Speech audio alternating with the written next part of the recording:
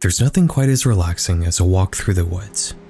There's just something about briefly leaving civilization behind to wander through nature that clears your head like nothing else is able to. But as calming as a hike can be, this activity does potentially invite some darker possibilities as well. When you leave town to walk alone in a remote area, you're not just shedding the stress and aggravations of modern life, you're also forfeiting the safety and security it provides you. For that brief period of time you're out in the further reaches of woodland, you're just as vulnerable as the animals that scurry away when they see you. And this makes you a prime target for any predators that may or may not be hiding in the shadows. In late 2013, the following video would appear and subsequently become widely circulated on the internet due to its unsettling nature.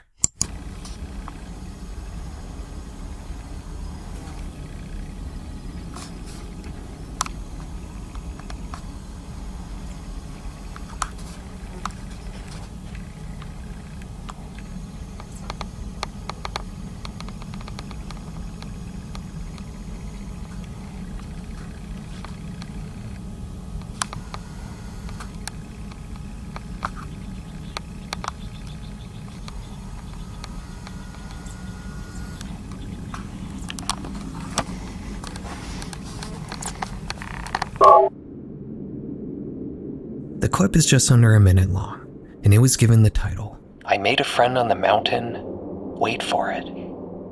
In it, a woman can be seen hiking alone in the distance, until the camera turns around to show the man filming wearing a balaclava and smiling maniacally.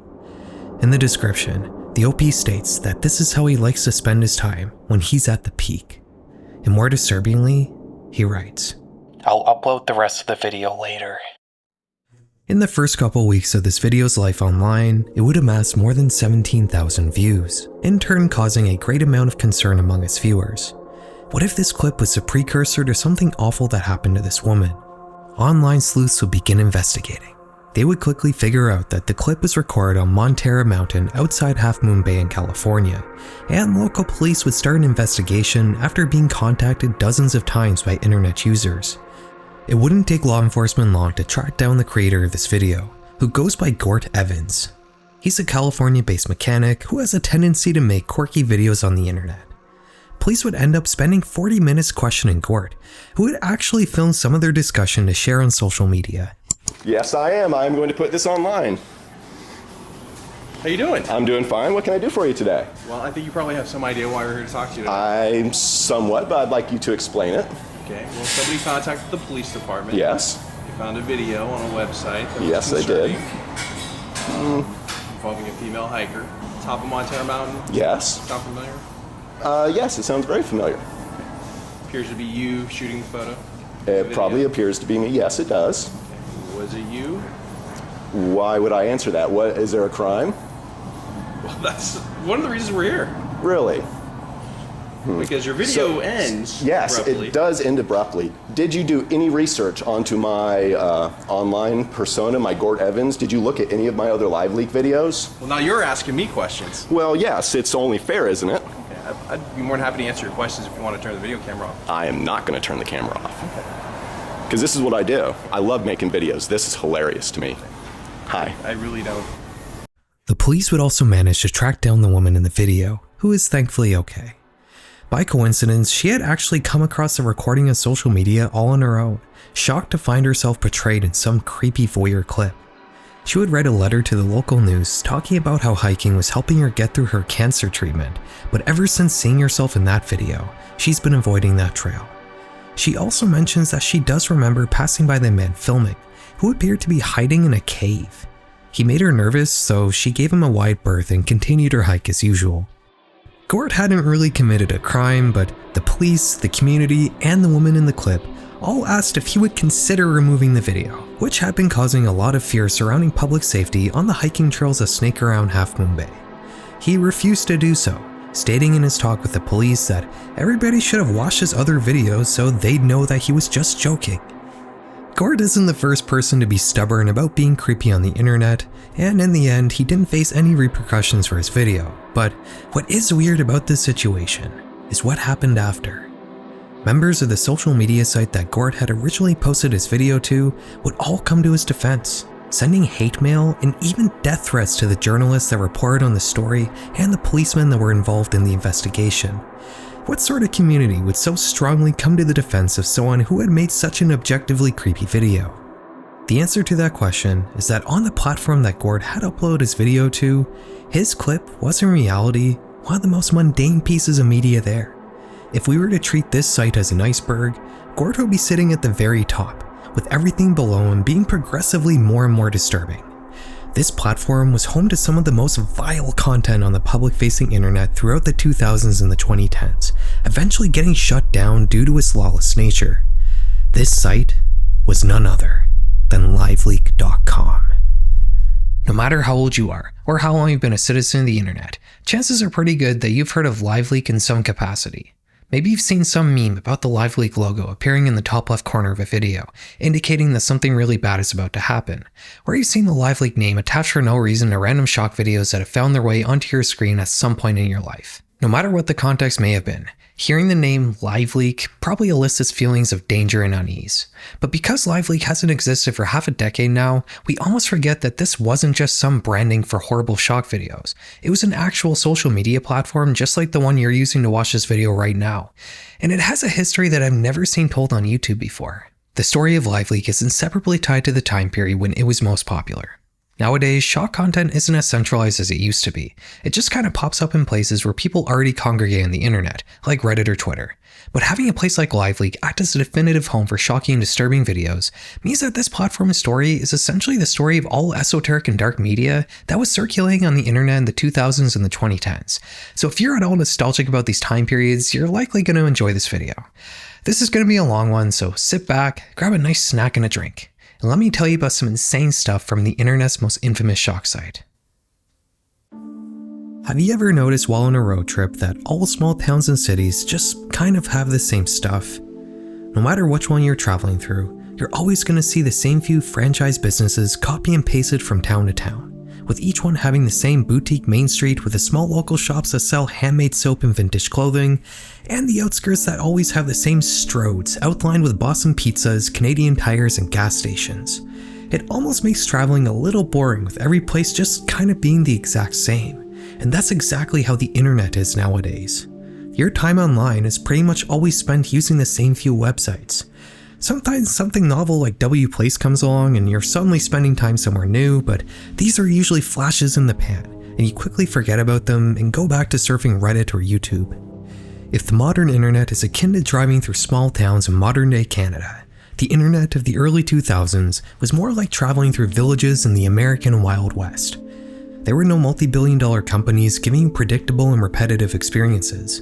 People would mostly spend their time surfing small handmade websites that were essentially unpoliced by any kind of authority. While internet service providers could and sometimes did block access to websites that shared shocking or cross content, this rarely happened, and the internet users of Web 1.0 were pretty much free to share whatever they wanted on their own sites they hosted and maintained themselves. And believe me, they absolutely took advantage of this truly unrestrained free speech. In the year 2000, a mysterious team supposedly based in the Netherlands would launch a site called Ogrish.com. The goal of their platform was to host and share shocking video content, such as clips of car accidents, war footage, and videos of people getting hurt or killed in various ways.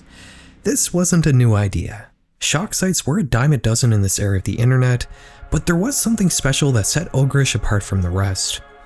While Ogrish may have started out like its peers, posting whatever shock content they could just for the sake of it, they eventually would reframe the mission of the site to be more oriented around current events.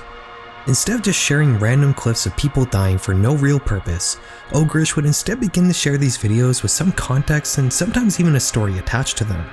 They wouldn't be reposting the same 15-year-old Faces of Death shock videos, they would start to focus on posting fresh content that was relevant to the modern day. The creators would write a script that would scan extremist Islamic web pages to alert them if any new media was found. They would begin hiring people to hunt down the latest pieces of shock media attached to current events happening around the world. This rebranding as a sort of alternative news source skyrocketed Ogrish's notoriety, also landing them in a lot of hot water. In 2002, Ogrish would be investigated by the FBI after being the first site on the internet to share the video depicting the execution of American journalist Daniel Pearl at the hands of jihadists. The ACLU would actually come to Ogrish's defense here, and the FBI ultimately halted the investigation without any charges being laid. Ogrish hadn't committed any crimes. They legally obtained their footage, often paying to license it. They were merely sharing the horrible things others did, but they weren't facilitating those crimes in any way. Still, Ogrish would only face more scrutiny the bigger it got. In 2005, the site would almost be completely blocked in several European countries due to a Tier 1 network ban. Despite this, Ogrish would still continue to grow, but just 1 year later, they would hit a ceiling of sorts. The hardware they're using to run the site had reached its limit and couldn't keep up with the increasing bandwidth demands. And on top of that, the curators finding content for the site weren't able to find videos fast enough to keep their ever-growing user base happy with fresh content. This slow rollout of new stuff to see wasn't much of a problem before, but ever since the advent of a new rival platform called YouTube, it was becoming a growing concern. On YouTube, you didn't have to wait for the site's administrators to find new stuff. Users could put up their own videos, making for an almost endless selection of clips to watch. YouTube might not have been meant for sharing shock videos, but they did find their way there sometimes, and regardless, they were still stealing attention away from Ogrish users, which was becoming more and more of a problem as time went on. These issues would eventually be the end of Ogrish, but the team behind the site would partner with another team in the UK to create a new platform from its ashes. On October 31st, 2006, users who typed ogrish.com into their web browsers were redirected to a new site called LiveLeak. This platform looked much more clean and corporate than Ogrish, appearing not too different from other normal video hosting sites from the same era. The mission wasn't different from before. This was still very much a place to see shocking videos of the horrible things happening around the world, but the difference with LiveLeak was that users could upload their own shock videos to the site, which would sit alongside the curated content shared by the platform's administrators. When Ogrish had transformed into LiveLeak, it was still a pretty niche site on the internet just by nature of being a shock site, which is a sort of place that's destined to be outside the mainstream. But surprisingly enough, LiveLeak would indeed become a key part of the mainstream mere months after launching. At the very end of 2006, former President of Iraq Saddam Hussein was executed after being convicted of crimes against humanity. While the Iraq government shared an official video depicting the moments leading up to his execution but not actually showing the act itself, one of the guards in the room happened to film the hanging on his flip phone. He would then share it on the internet. It's unclear where this video was originally posted, but in any event, it eventually found its way onto LiveLeak, which is how the world at large saw how Saddam Hussein got killed. LiveLeak would blow up after the Saddam video was shared on it, with British Prime Minister Tony Blair directly mentioning the site in his statement on the event. With YouTube beginning to enforce their newly established community guidelines at the time, LiveLeak instantly cemented itself as a risque counterpart to that platform. If it wasn't allowed on YouTube, chances are it would find its way onto LiveLeak. When I first went on LiveLeak in the late 2000s, it had a reputation for being the dangerous version of YouTube, at least among us kids. It was the sort of site your friends would show you after turning off all the lights at midnight during a sleepover. It was where I first saw gore, and it was how I initially learned about the awful things people do when they're fighting a war. Saddam Hussein's execution was a pretty big indicator of what was to come on LiveLeak. The first few years of the site mainly centered around the Iraq War. This was the first time in history combat footage could be instantly seen by the citizens of the country fighting it. Before LiveLeak, raw images and videos of war were hard to come across. News companies often left out the more gruesome details, and with official legacy media being your only information source, you end up a little shielded from the morbid realities of fighting a war.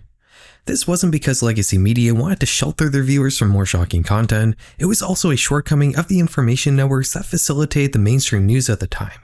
LiveLeak changed this in a big way. Not only could the people on the ground in the war share their experiences directly with others on LiveLeak, but legacy media would also use the platform to run more negative stories about the Iraq War using media they found on the site. Studies show that an average person's support for a war their country is fighting is lessened when they're shown graphic clips of said war, and I don't think it's a coincidence that the decline in support for the Iraq War in particular just so happened to coincide with LiveLeak's explosion in popularity. The Iraq War would end in 2011 partially due to declining support for American citizens, but LiveLeak would continue to thrive over the following decade. Anytime anything graphic happened that the news wouldn't show you, people would flock to LiveLeak to see it completely uncut and uncensored. Like I said earlier, the history of LiveLeak is a history of all shocking media that was being circulated at the time of its popularity. Instead of just showing the entire morbid history of the previous decade, we're going to talk about a few key LiveLeak sagas. There's no country quite as mysterious to outsiders as North Korea. The two things the DPRK is famous for as a nation is how much control their totalitarian authoritarian government exerts over their people, and also their state ideology called Juche, which advocates for total self-reliance as a country. Juche has led to North Korea becoming almost completely isolated from the outside world, with the only real historical exception being the humanitarian aid the country would continually receive as a result of constant food shortages. But in the latter half of the 20th century, North Korea would begin experimenting with international tourism. They would start by creating programs aimed towards South Koreans in the 90s and 2000s, but beginning in the late 2000s, they would expand their programs to target English-speaking Westerners. This resulted in a lot of the travel documentaries and YouTube videos you've probably seen about North Korea, like Vice's fantastic Inside North Korea series they made all the way back in 2008. All of this media more or less follows the same format. Westerners will film their incredibly strict guided tours they're thrust into in the DPRK, and the audience only gets to see the sanitized version of North Korea the state wants them to see.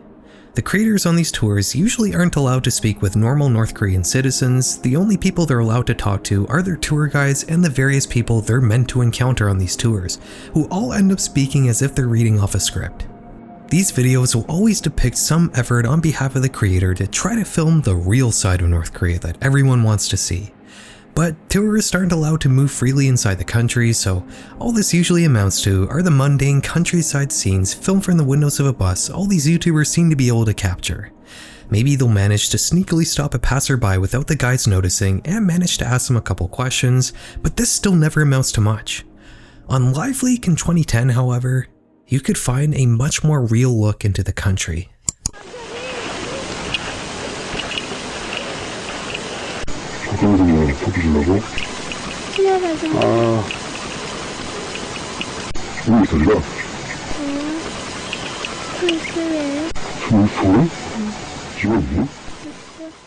This video, seemingly filmed on a flip phone, depicts an interview with a homeless woman in rural North Korea. She appears incredibly thin and emaciated, giving her the appearance of somebody much younger than her real age of 23 years old. The clip only lasts for 36 seconds, and in that brief span of time, the woman divulges some disturbing details about her life, like the fact that she doesn't have anything to eat, and that her parents are both dead. Since LiveLeak hasn't existed for 5 years now, I found this clip on Reddit, with only the infamous LiveLeak watermark in the top left corner to tell me where it originally came from.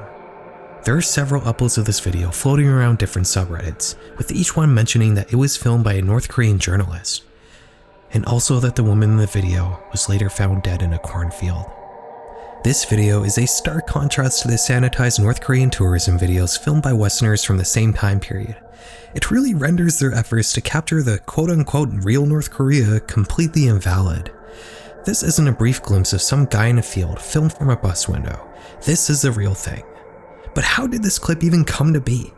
This obviously wasn't recorded by a tourist. This was captured by somebody who had real access to the country. The cameraman in this video, while their voice is purposely altered to hide their identity, is speaking Korean. And considering the woman isn't surprised to see him, we can assume he probably is Korean himself. I wanted to get to the bottom of where this video came from. And while normally on this channel that process can be time consuming, this case was actually very easy. Merely Googling North Korean homeless woman brought me to the source of this video. This clip was the result of a project called Jing Gang, News from Inside North Korea.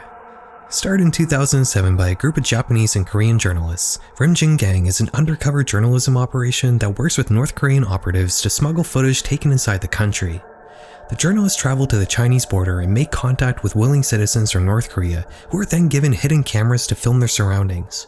The footage then gets smuggled out of the country into China on hidden USB sticks and SD cards, where the Japanese and South Korean journalists who receive it do some editing to protect the identity of their sources and to also add some exposition to explain what's happening.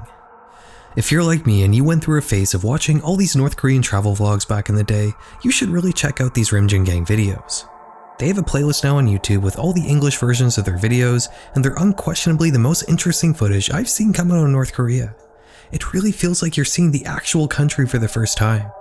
The one thing that really strikes me is that no matter when the footage was filmed, life for these people seems to be more or less the same. If you were to take a video from the 90s and compare it to one taken in the 2010s in basically any other country, you would notice many differences, whether it's the fashion, the home decor, or the technology. But in North Korea, a video taken in 2011 seems to depict mostly the exact same things seen in a video from 1998. It seems like time just stopped at one point, and nothing since then has changed. Filming these videos is a huge risk for these undercover journalists. The DPRK has been known to be extremely heavy-handed when punishing people who try to leak or smuggle anything out of the country, like that American college student who stole a propaganda poster from his hotel and was thrown in prison for a year and a half because of it, ultimately dying after being released to the USA in a vegetative state. Messing with the North Korean government while in the country puts you in extreme danger, and our next LiveLeak video shows what can happen to you if you get caught.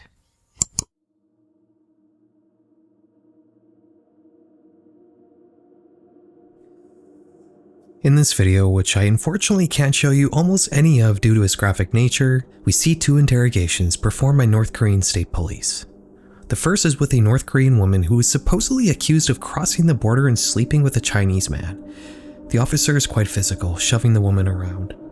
The clip is very hard to watch, especially with the mysterious red stain on the back wall. The second interrogation is with a Chinese man who supposedly ripped a picture of Kim Jong-il, the former head of the DPRK. In this one, the victim is blindfolded and hit several times with a stick. Above him hangs a picture of Kim Jong-il and the leader before him, Kim Il-sung.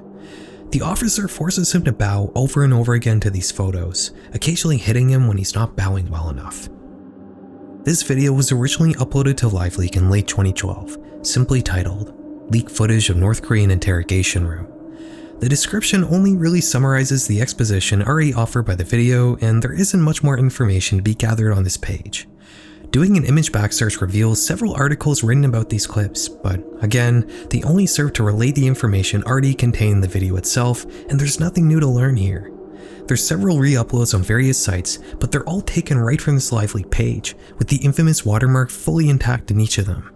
The only information I could find regarding the potential origins of this clip were comments on this fairly popular YouTube re-upload, which garnered more than 200,000 views. Two comments here mention that this video was leaked by North Korean state security agents that defected and sold the footage to a broker. These are just unverified YouTube comments, so you should obviously take that with a grain of salt. Through a bit more research involving a certain website based around an infamous band subreddit, I was able to track down two older uploads for the two clips in these videos, which both date back to 2011. That's where I'm drawing the line with this one though, as these earlier versions both come from websites that I'm not even going to attempt to look into. Trust me, there are places on the internet that aren't worth your curiosity. Based on that, I would say that these videos have likely both been floating around the darker and seedier parts of the internet for who knows how long, and they just eventually found their way into LiveLeak, which allowed them to reach a more general audience. I know I keep saying it, but the contrast between the sanitized version of the North Korea the DPRK wants you to see and the actual North Korea is really something. The supposed good version of North Korea is incredibly strange and goofy at best, and downright unsettling at worst. And nothing quite emphasizes that weirdness as much as this next video.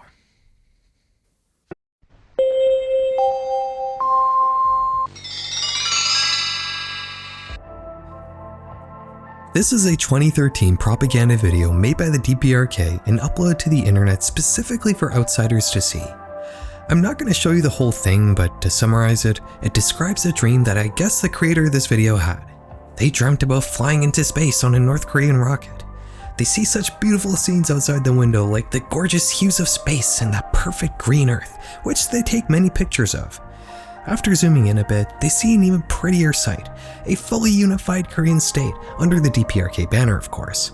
This scene was so amazing it made the dreamer cry, but there was something dark looming on the horizon. At the corner of his eye, he noticed a dark smoke rising in the USA. After looking harder, it would seem that America is burning to the ground. No matter though, as the USA is the land of authority, which is probably just a mistranslation, but kind of funny how it reads in the context of this video. The clip ends off with the narrator telling the audience that his dream will come true, and it will be beautiful. It's certainly something to see North Korea call another country authoritarian and tyrannical, but what's more interesting about this video is that depiction of the USA. It's out of place. Everything else in this video is really simple computer animation, but then you have this detailed destruction of an American city done in a completely different style. Where did it come from? As several news sites who reported on this state, this official North Korean propaganda video uses a scene from Call of Duty Modern Warfare 3. How the creators of this clip came across that Call of Duty cutscene, I have no idea. It's possible they might have just searched American City being destroyed video on the internet and they just chose the first result they found, but I do like the idea of some DPRK official playing a pirated copy of Modern Warfare 3 and recording with fraps or something. Obviously, Activision wasn't all that pleased with their intellectual property appearing in a propaganda video made by an actual enemy nation in the United States, so they DMCA'd the YouTube video and it was taken down. LiveLeak, though, didn't have a DMCA system, and this video continued to live its life on that platform, with the LiveLeak version even having English subtitles. This story really emphasizes the whole mission behind LiveLeak, to have an alternate place to see relevant but risque media that bigger platforms are too strict to host. This has led to people getting important information they might not have otherwise gotten, like the 2011 urination incident in Afghanistan. Yeah, that's really what it's called. This is a video of US Marines relieving themselves on the lifeless bodies of Taliban fighters. This clip caused an international uproar, one that might never have happened if it wasn't posted to LiveLeak. As much as something like LiveLeak can't be a public good though, it can also be used in the wrong way. This North Korean propaganda video, for example. Is this really a significant piece of media? Is it important for a platform like LiveLeak to host propaganda made by a totalitarian state that regularly does horrible things to their own people? You could argue that all media is important and deserves to be able to be seen, but it would be unreasonable to say that there isn't a line somewhere. And on LiveLeak, this next organization we're going to talk about crossed it. By the time the USA withdrew from Iraq in 2011, the country was left in shambles after a decade of war. As the government attempted to rebuild the country, their policies discriminating against Sunni Muslims led to large civil unrest in the country. A small group began to go around the different Iraqi prisons to free hardline militants who would then be recruited into their organization. This group rapidly expanded and began to take over territory in Iraq, much like a mafia, extorting the local population for money and resources. They began to move into neighboring Syria, capturing even more land in the process. Eventually, they would control a huge territory larger than many of their neighboring countries, gaining an immense amount of power for what had been a small militant group only a couple years prior. They would set their sights even further though. They didn't just want to take over the Arab world, they wanted to take over huge parts of Africa, Asia, and Europe. And to achieve this, they would start to use the internet as a tool to spread fear-soaked propaganda, ensuring that everyone in the West knew the name ISIS. It goes without saying that ISIS was and is a terrorist group. They use fear as a method for gaining power and notoriety. In the past, this was usually done by planning out sensational attacks that would grab the public's attention in a big way, hijacking established communication networks like TV, magazines, and newspapers to advance the group's message. ISIS used to do and still does attacks like this, but in the early 2010s, they found a different and more convenient way to spread fear. Instead of planning out some attack on a city center in some European country which required a ton of logistical planning, ISIS instead found that they could achieve a similar effect on the public by making slick high production value propaganda videos. They didn't need to do any covert operation in a faraway country, they could just film the horrible things they were already doing at home and post them on the internet. These clips would be produced using expensive equipment, and for the first few seconds they might even look like something taken from a documentary in the Middle East. That is, until the people in them start dying. ISIS would start off posting these videos to Twitter and YouTube, but after being banned from both of those sites, they would swiftly move over to LiveLeak, joining North Korea and using the platform to spread violent propaganda. These clips would become a staple on the site. After all, it's pretty rare to see such high production value gore. All of these videos more or less follow the same format. They show ISIS members talking for a few seconds, and then they start killing people. I can't even show you a single uncensored frame from these videos because of how serious YouTube is about keeping these clips off of their site. But needless to say, don't go looking these up, they're truly vile pieces of media. LiveLeak went from being a site that people could use to expose the evil things they saw other people doing, to a site that evil people used to show off the evil things they themselves were doing. And you know what happened? LiveLeak drew a line in the sand. They had had enough. In 2014, they banned all ISIS content from their site, and their moderation team would start sifting through the platform's library on a regular basis to flag and remove re-uploads of ISIS propaganda. This wasn't the first time LiveLeak had enforced a strict content policy. In 2008, they had removed the radical Dutch short movie Fitna from their platform, but this was an isolated incident which was mostly due to the site's administrators receiving credible death threats. The ISIS ban, though, was a stark clarification of the site's mission.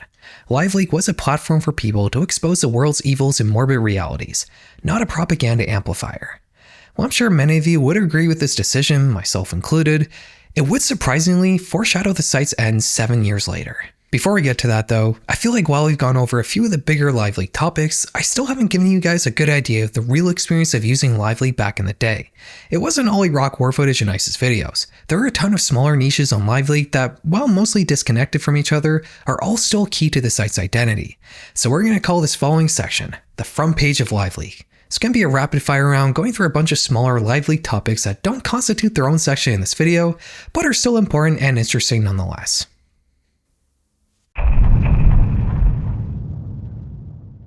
In 1786, Father Flores Alatorre of Rome would dig up the mummified corpse of a young woman. She had been a martyr who had died at an unverified point of time in the past for her Catholic beliefs. He would then send this body over to his brother in Mexico who had opened a school for girls in the city of Guadalajara. It would be passed around various Catholic institutions in Mexico over the next 200 years, eventually making its way to the Guadalajara Cathedral in 1925, where it's been displayed for churchgoers to look at ever since. In summer 2012, a tourist visiting the cathedral would film the body of the martyr using his cell phone. This was not unusual. There are tons of videos online depicting the corpse on display, but unbeknownst to the person filming this time, they would capture something very strange.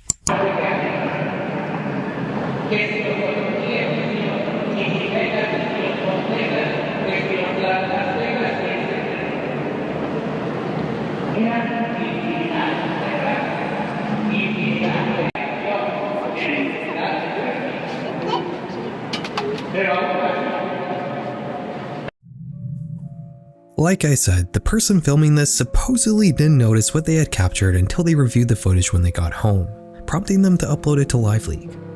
While the original LiveLeak page has been lost with the site's deletion, a 2014 re-upload of the clip has garnered 2.4 million views on YouTube.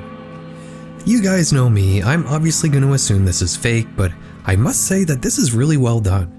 I honestly can't spot many signs of editing, except for the fact that maybe the blur that fades in right as the corpse begins opening its eyes may be artificial and put there to cover up some sloppy animation, which I suppose could be the case for all the lost focus that occurs frequently in this video, but what do you guys think? Is this real?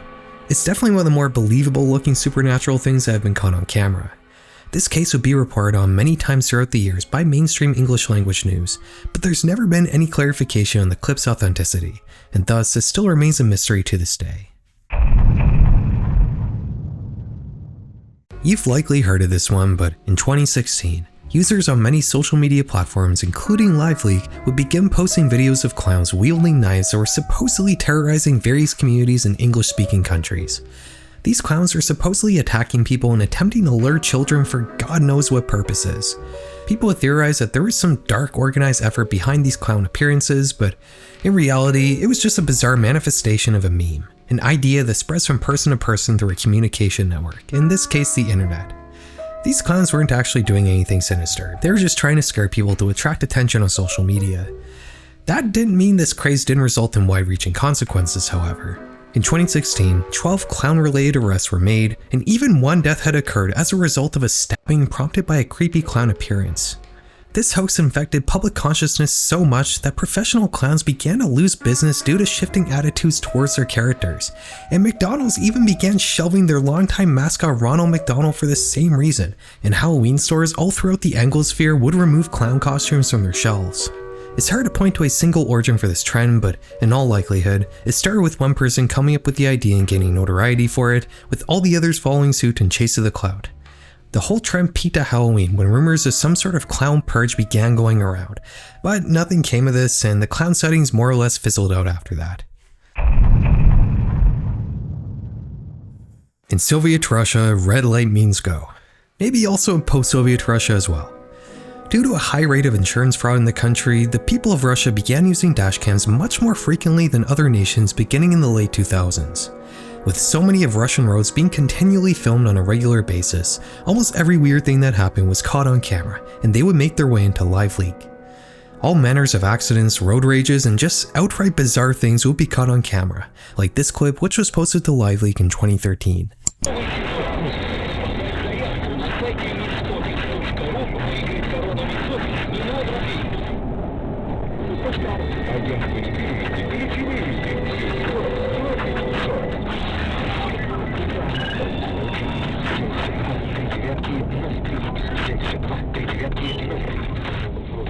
This video, which was filmed in the Siberian city of Chelyabinsk, shows the largest meteor Earth has gotten in more than 100 years, flying through the sky and then burning up in the atmosphere, at one point burning even brighter than the sun. While it might seem like from this clip that not much happened on the ground because of this earthbound foreign object, that wasn't the case. When the meteor ultimately exploded, it released more energy than a nuclear bomb. While the atmosphere absorbed most of the shockwave, it did reach the ground somewhat, causing widespread destruction, leading to 7,200 damaged buildings and almost 1,500 hospitalizations. With dashcams being so popular in Russia, there were actually several instances of this event being caught on camera from the street. As dashcams became more ubiquitous outside Russia, there wouldn't be such a heavy focus on Russian dashcam footage in particular, but for many years in the 2010s, a very large chunk of dashcam footage floating around LiveLeak and other platforms specifically came out of Russia. As the world at large became more and more connected via the internet in the late 2000s and the early 2010s, CCTV footage showing accidents in some of the many factories that exist in China would begin circulating online. While initially these clips are mostly passed around various shock sites, the establishment of LiveLeak in 2006 would offer a place for users to share all the clips they've collected of Chinese factory workers getting hurt in spectacular ways. These videos would mostly be ripped from Chinese social media, and they would depict workers getting caught in machines, often getting crushed, knocked around, or sometimes literally being torn apart. Factories would eventually start making animated versions of some of these clips to use as training material for new hires. While in the 2010s, Chinese workplace accidents may have been one of the largest niches on LiveLeak, the CCP would begin to enforce stricter content policies on Chinese social media, leading to a vast reduction in new clips finding their way online, which leaves this weird genre of media as a relic from a bygone era. Just like LiveLeak itself. In 2019, the infamous Christchurch shooting occurred in New Zealand. It had been the first massacre of its kind to be live streamed, and as such, re-uploads of the chilling video would make its way onto just about every platform, including LiveLeak. Considering the shooter specifically chose to livestream his horrible act to increase the amount of notoriety he would gain from the crime, nation-states around the world began to take action to pressure the social media platforms of the time to remove the footage. YouTube would have immense trouble trying to keep the video off of their site, with 10 re-uploads being made every time one was taken down. They would eventually implement some extremely complicated automated systems to detect the visuals and audio of the footage through all the editing it would be put through by different users and remove them systematically. But even this didn't fully solve the problem, as users would still manage to find ways to bypass the system. If a multi-billion-dollar website like YouTube couldn't fully remove the Christchurch footage off of their platform, how do you think the vastly smaller LiveLeak fared? After all, their site was set up with the explicit purpose to share footage like this, which led to a large amount of users constantly re-uploading the video to the platform. LiveLeak would focus their efforts on manual moderation, but this didn't prove to be enough. The platform would come under heavy scrutiny, with Australia even fully blocking the site in 2020. That same year, LiveLeak removed the ability for users to log into the platform, and would remove many of the site's features like recommendations, meaning the only thing you could really do on LiveLeak now was watch videos that you already had the direct URL to. This was just the beginning of the end, because in 2021, LiveLeak would shut down for good, with the URL redirecting to another new platform, this one called Item Fix. The administrators would post a letter explaining the transition. They mentioned that they had already achieved all they could with LiveLeak, and that they wanted to try something new. Item Fix is a safe-for-work video hosting site that's built around preparing videos to be shared on other social media platforms. You can take an existing video and add some minor tweaking to it with a sort of crude online video editor. It almost reminds me of meme generator websites from the early 2010s. While interesting, I do think that Item Fix doesn't really have a solid place in the modern internet. Netizens nowadays have multiple convenient ways to manipulate and remix videos they come across on social media, and I can't help but to wonder how long this iteration of this long-lasting and constantly transforming social media brand will last. The death of LiveLeak occurred because of a similar issue. It just didn't really have a place anymore in the modern internet. It may have been a beneficial tool to have 15 or 20 years ago, but nowadays, people have much easier ways to access footage of the various evils and tragedies that befall our world. The recent shooting of Charlie Kirk illustrates this point perfectly. Just about everyone I know has already seen that video, and they didn't need a platform like LiveLeak that's solely dedicated to shock material to find it. That's about it for today, guys. I hope you enjoyed the video. Before we go, I do want to tell you guys that this week marks the 5-year anniversary of the last serious album of music I put out. It's called Mer Bleu, and it's the final album I made with my band Woodlake before we broke up. I always get a lot of comments asking about the music I use in my videos, so I figured I'd share a bit more of it with you today. If you're into shoegaze, slacker rock, or folk music, you might enjoy it. I'll link it down below. And as always, guys, thank you very much for watching. Have a good night. Instead